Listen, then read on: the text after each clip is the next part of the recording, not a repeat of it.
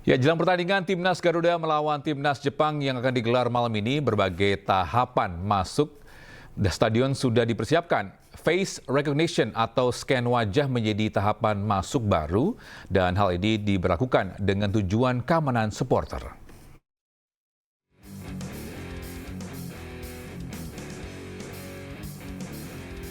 Tahapan menonton setiap laga sepak bola di tanah air, khususnya di Stadion Utama Gelora Bung Karno, Jakarta, akan melalui beberapa proses yang baru, tidak akan hanya sebatas menggunakan Garuda ID saat pembelian tiket.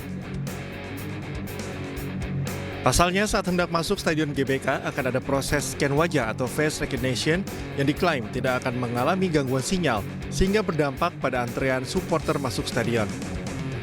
Akan ada 3 tahapan di bagian depan, yakni face recognition, body checking, dan tiket checking. Yang akan mengecek dan seberapa tertib nanti penonton yang harus sabar gitu kan, menunggu satu-satu, misalnya dicek face recognition dulu, dicek Garuda ID dulu gitu, belum dicek body checking segala macam gitu. Tapi balik lagi, menurut aku pribadi skema yang agak meribetkan ini sebenarnya cukup membantu supporter dan PSSI selaku penyelenggara sendiri.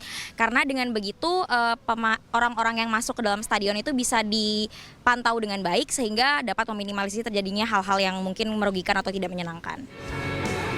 Tahapan baru seperti scan wajah dan Garuda ID diterapkan dengan tujuan keamanan dan kenyamanan supporter saat menonton pertandingan. Para supporter diharapkan dapat memahami kebijakan ini dan datang lebih cepat agar menghindari antrian yang panjang. Setiap ada yang bikin hal-hal yang tidak baik, itu akan terpantau dan orangnya langsung bisa kita ketahui nama dan alamatnya. Ya, kenapa? Tujuannya apa? Ya apa boleh buat yang paling sederhana lah, kalau misalnya merokok lah di dalam dan sebagainya, bisa nanti pada saat berikutnya dia akan di blacklist, nggak bisa lagi nonton. Langkah ini merupakan bagian dari komitmen PSSI untuk menghadirkan pengalaman menonton terbaik, aman, dan nyaman bagi seluruh penggemar, khususnya Timnas Indonesia. Dari Jakarta, Jessica Winoto, Dimas Winardi, iNews melaporkan.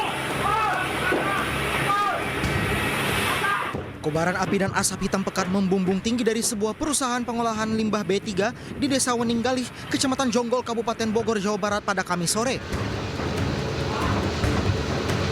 Banyaknya zat kimia dan bahan mudah terbakar membuat api dengan cepat membesar dan menimbulkan ledakan.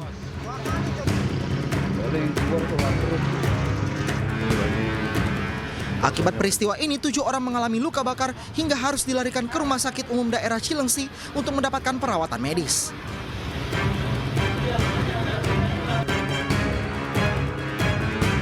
Saat ini kita belum terrealisasi untuk penyebabnya karena belum ada penanganan dari instansi terkait.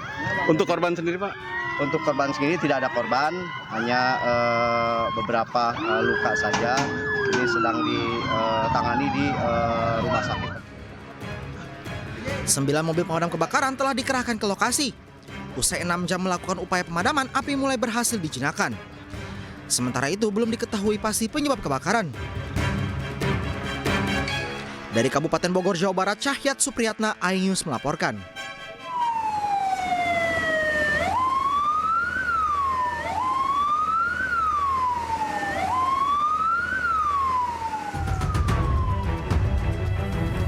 Gudang tempat penyimpanan tiner di kawasan Pangkalan Truk Genuk Sari, Semarang, ludes terbakar pada Kamis sore. Api cepat membesar dan menyambar karena gudang menyimpan banyak material yang mudah terbakar. Kobaran api yang sempat membesar juga membuat atap bagian depan gudang ambruk. Warga sekitar mengatakan sempat mendengar suara ledakan sesaat sebelum api membesar. Tiner ya? Iya, ada tinernya, ya. Sempat ada ledakan, Bu? Ada. Berapa kali? Dua kali, 3 kali hanya. Penyebab pasti kebakaran tersebut masih dalam pemeriksaan polisi dengan meminta keterangan sejumlah saksi. Untuk penyebab kebakaran ini masih dalam proses penyelidikan karena masih dalam pemadaman api ini, ya kami masih menunggu sampai nanti benar-benar api padam. Kebakaran tersebut meludeskan seluruh isi gudang. namun tidak menimbulkan korban jiwa. Sedangkan kerugian akibat kebakaran masih didalami polisi. Dari Semarang, Jawa Tengah, Doni Marendra, iNews melaporkan.